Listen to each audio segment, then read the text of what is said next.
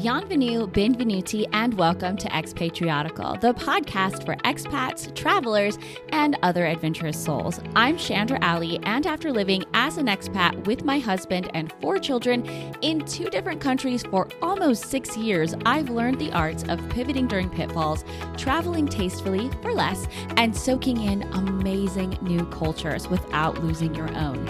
Join me as we dive into the joys and challenges of travel and the expat life in every episode.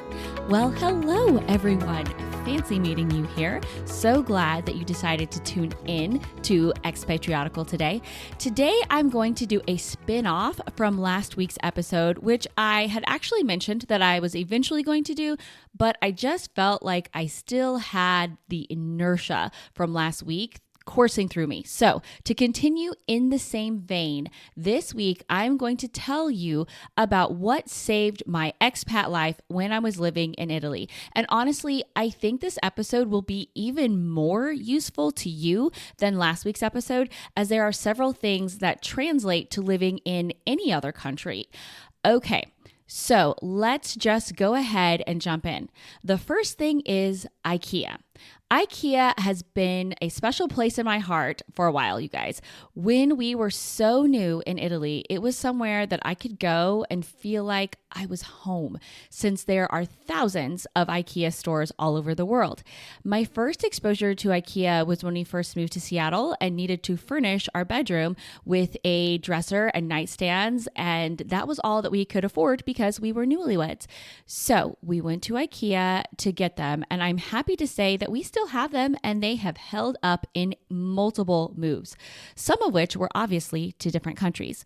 But IKEA served a greater purpose as in Italy, as my dear friend Jenna and I would load our littles that weren't in school up in her van and drive to IKEA and have like a mommy girls day. Any of our children that were potty trained could go into the IKEA child play area. Carson fondly calls that kid jail, where even though he loves it, I have to put that caveat in there, he asks to go there, where employees would watch them play for an hour and a half, and Jenna and I could go shopping with one less child. Then we would not only grab some household essentials like Ziploc bags, which were very hard to find in Italy, frozen meatballs and pickles and jelly, but we would also have an inexpensive lunch while we were there. Chris and I would occasionally go on the weekends and make a date of it, doing our shopping, grabbing some lunch, and even getting a glass of wine, because in Europe, that is also served there. As a side note, here in Paris, I noticed that so many students also flock to IKEA to buy their essentials. I hear English being spoken with many different accents as roommates or friends shop around trying to make their new apartment a home. I will add, as it is essential, that I am not an affiliate of IKEA or of any of the places or businesses that I will be mentioning at the time of this recording. I don't get any kickbacks. I just simply want to share things that have been super helpful for me. Number 2 on my What Saved My Expat Life in Italy list was McDonald's. Now, before you judge, hear me out. In 2006, when I was living in LA, I began to notice that anytime I had McDonald's, which really wasn't that often, but regardless, anytime I had it, I felt like absolute poo afterward. And I remember talking to my brother about it, and he was like, yeah, that's because they put the pink sludge in their meat. I looked that up on the internet and was absolutely disgusted. So I stopped eating any form of meat from them and rarely ate anything there in general. Usually I might have a little bit of soft serve and on occasion French fries.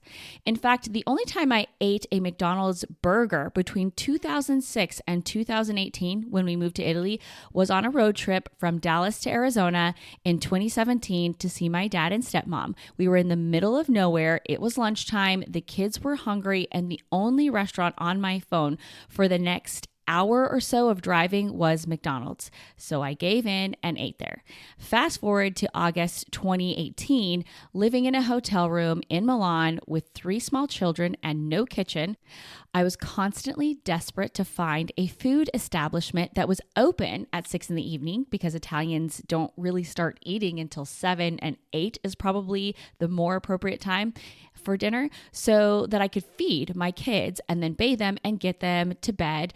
And there happened to be a McDonald's just 2 blocks away from the hotel. So one of our first nights we were there, we tucked in there to buy our dinner.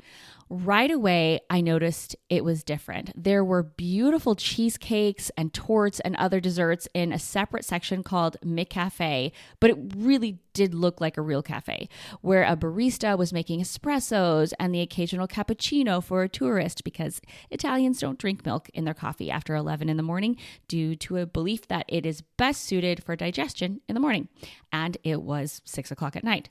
Anyway, we ordered our burgers from a menu that resembled one in America, but had a section called McDonald's Signature, with burgers that looked like artisan crafted with something I could get at a real restaurant.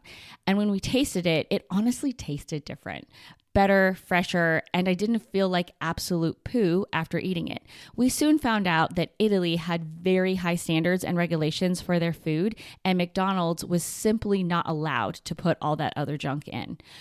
So while I didn't love that we were eating fast food once every 2 weeks, I didn't have a ton of guilt that I was feeding my children something potentially hazardous for their long-term health.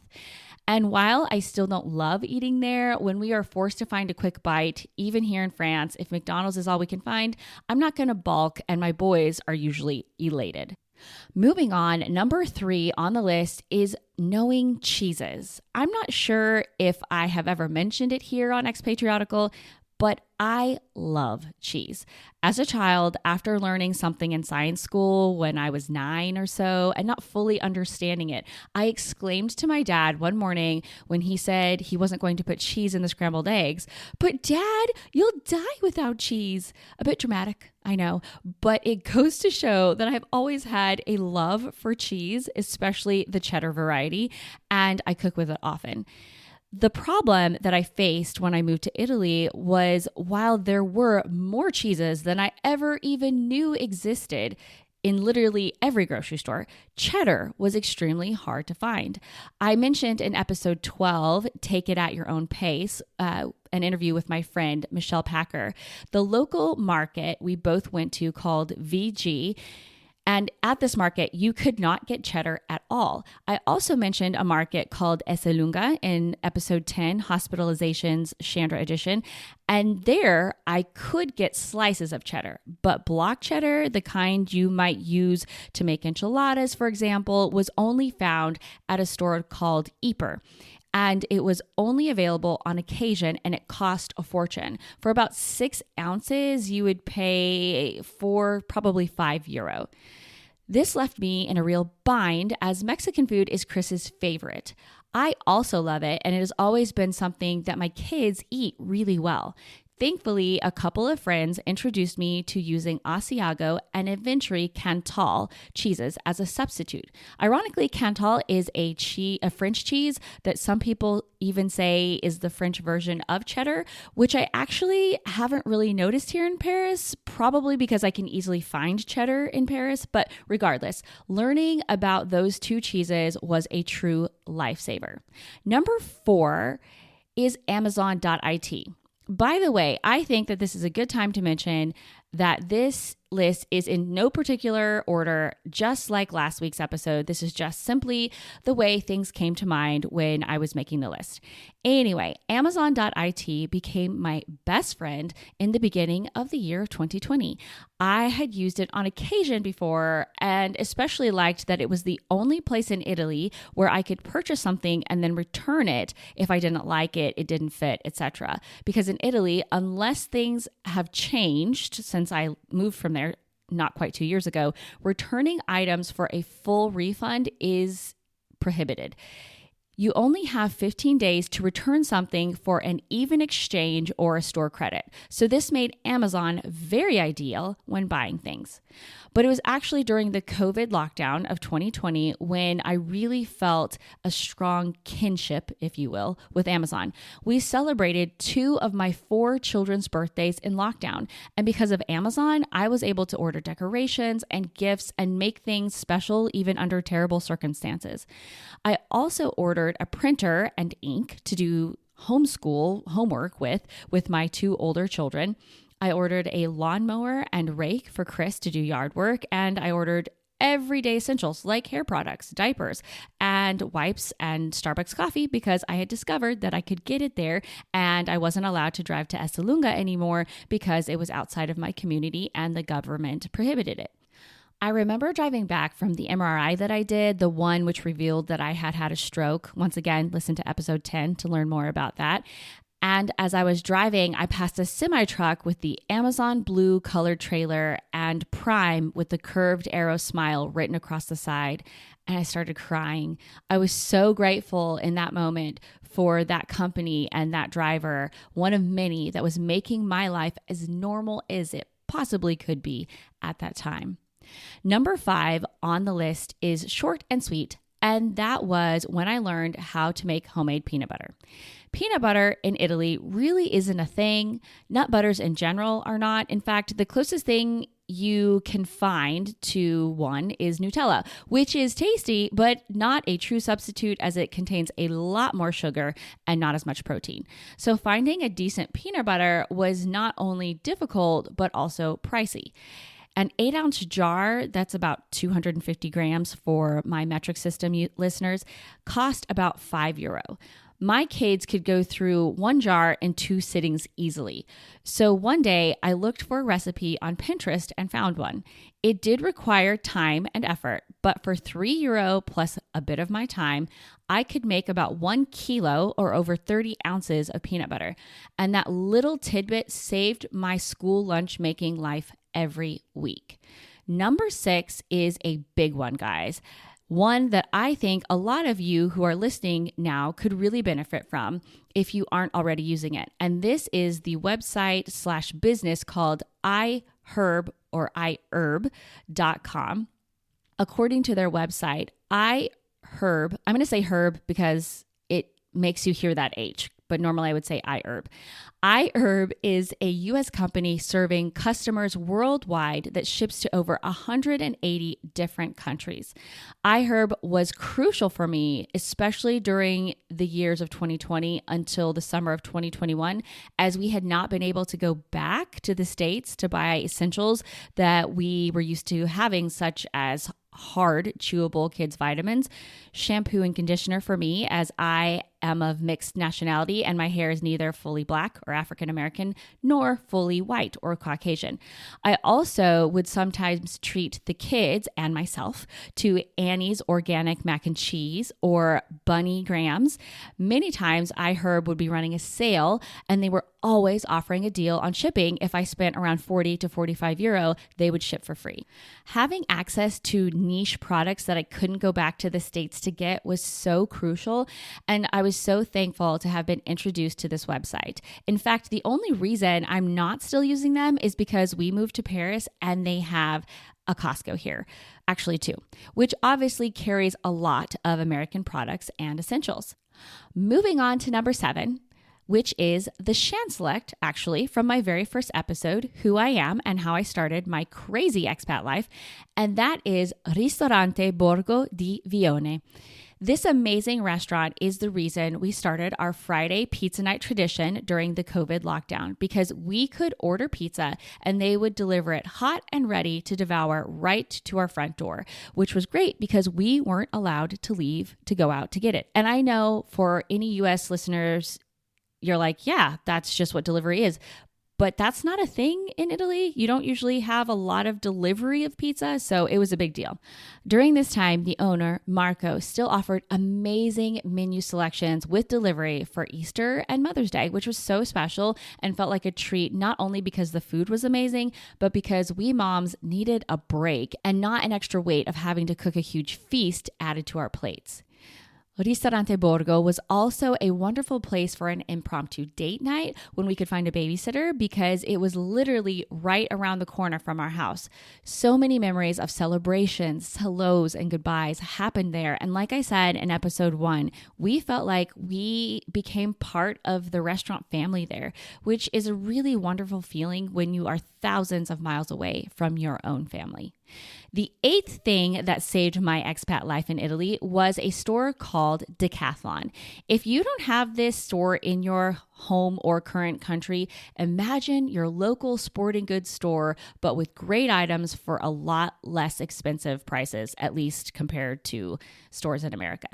From bicycles to beach towels, tennis shoes to bow and arrows, I have bought a ton of different items from Decathlon and have been exceedingly happy with not only the low prices, but also the good quality. Every store I have been in is clean and organized, not only in Italy, but also here in France. I recently went there to buy things in preparation for school trips and end-of-year programs and walked away with a bag full of items, the most expensive of which was €17.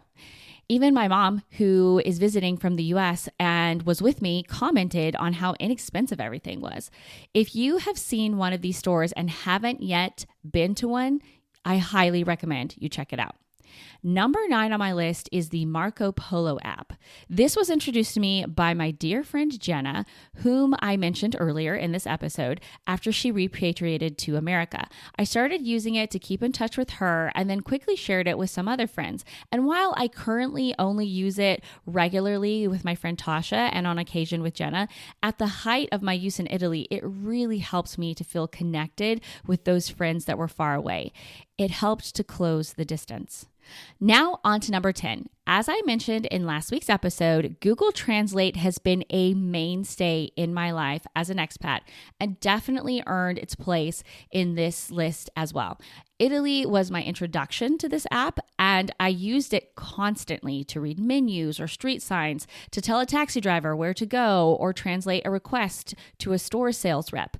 I have used it countless times, not only to translate things from Italian to English or French to English or even Spanish to English when Karen is here. Again, listen to last week's episode to understand the reference, but also from languages that bear no resemblance to English or a Romance language such as Greek. Over spring break, we went to Greece, a bucket list travel destination for me, made doable by a budget airline and staying in some booking.com accommodations. I'll be having an episode or 2 on bucket list travel as an expat and tourism sometime soon, so stay tuned for that. But anyway, when I was in the market to shop for food, I literally could make no sense of what things said. And I noticed other people whipping out their phones and using the camera function of Google Translate to also try to understand what they were purchasing. What a lifesaver. Now, granted, I didn't use it every time and ended up buying a refrigerated version of chicken Spam when I thought I was buying ground chicken, but it all worked out in the end, and I'm so thankful that I had the app. And finally, number 11 is the City Mapper app. When I first moved to Milan, the Apple Maps app was not very reliable. It worked okay for driving, but was lacking when it came to getting around the city by public transit. Thankfully, only a week or 2 into living there, my friend Marnie told me about this handy dandy app, and my life of carting around 2 little boys to do errands whilst pregnant not only got easier, but also more time efficient. And I discovered that City Mapper was growing and worked in a lot of other cities. London, Rome, Florence, you name it, the app knew the way to get you around the city. And even though the Apple Maps app has improved, I still sometimes break out City Mapper to verify if a metro line is really down or to see if it can show me another route to take me somewhere I need to go.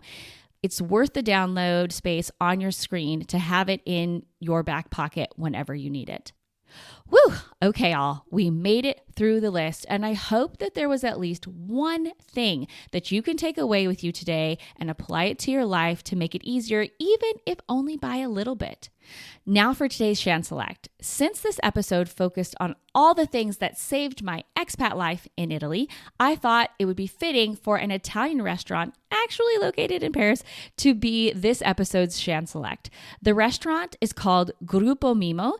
I'm going to say Gruppo Mimo in my regular American accent. And they actually have 8 different locations throughout Paris, but the one we go to is in Levallois-Perret. It is our favorite, and it is the closest pizza that our family has tried to what we had in Italy. And for the first time this last weekend, I had some of their pasta and it was delicious. It was a creamy truffled spaghetti prepared and tossed inside of a cheese wheel of Gran Padano cheese. The servers are friendly, the portions are generous, and the ambiance is fun, quirky, and eclectic, and yet also very classic and like retro chic. And the food comes in a flash. I highly recommend it if you have an extended visit here in Paris, or if you live here and want a break from the traditional French fare. I will include their website link and their Instagram handle in the show notes. For our quote of the day, I also want to keep it Italian-centric, so I drew from a famous American actor who lives part-time along the shores of Lake Como. If you're thinking his name is George, you're right. George Clooney is usually either loved for his acting or loathed for his politics. Personally, I know little of his politics and adore his acting, so I fall in the first group. He has owned his own Italian villa since 2001 and has had plenty of time to absorb the culture. In an interview with Healthy Living and Travel, he said, "Italians have taught me about stopping to celebrate life. I love the way life is spent in Italy. It's about taking time and enjoying things." And after 4 years of living there, I would say that is absolutely true. Honestly, everything takes longer in Italy. The bureaucracy is very thick there, and it's something you just have to deal with. But when it comes to sharing a meal with family and friends and spending time with one another, there is no rush, and it is simply wonderful to sit and enjoy amazing food in the company of delightful people. Italians have truly mastered this, and I also love it. Okay, guys, that's it for today. I hope you've enjoyed this episode. And if you have, I have a fun new way for you to let me know. When you open your podcast app to this episode of Expatriotical, at the end of the show notes, you will see a link that says, "Like what you hear? Text and tell me." If you click on that link, it will open up your SMS app and you can text me your comments. And as a fun thing, if you liked this episode about all the Italian things, if you send me your email address in that text, I will email you a really fun long weekend itinerary that I made for visiting the city of Milan. It's my first one ever, and I'm super excited to get it out to you. So again, text me using the Like What You Hear, text and tell me link in the show notes. Now, as a disclaimer, I am not sure how many countries this works in. I tried it myself, and because of my cell phone or mobile phone plan, it did not go through. But don't let that discourage you from trying this fun new feature. Standard text messaging charges may apply, but it may also be free. And I will also put another disclaimer. If you try it and it doesn't work, feel free to DM me on Instagram with your email address, and I will shoot you this fun itinerary as well. Thank you all so much for listening and helping to build this community of people helping other people. I'll see you here again next week. And until then, this is Chandra Alley reminding you to live and travel in the know with Expatriotical.